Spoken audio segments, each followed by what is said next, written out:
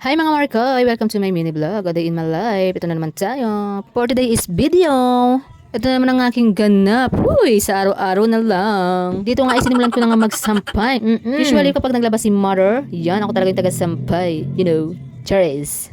Siyempre kahit busy tayo, no, kailangan may pakinabang tayo sa ating magulang. Ha? Ano daw? Yes, para hindi tayo mabungangaan. Ganun yorn. Sa totoo lang yun mga Markoy.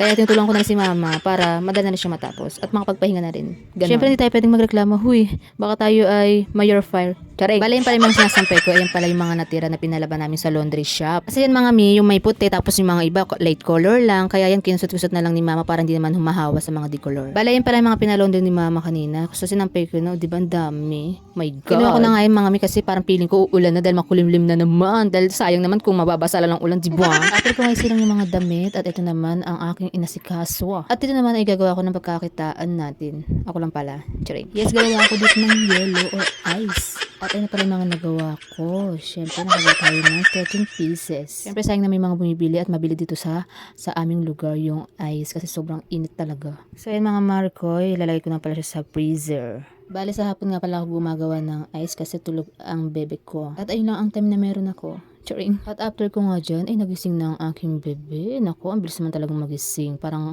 tulog manok. So, ayun mga Marikoy, hanggang dito na lang muna ang aking mini vlog. So, mga Marikoy, don't forget to follow me and like and share to my video. See you the next vlog. Bye!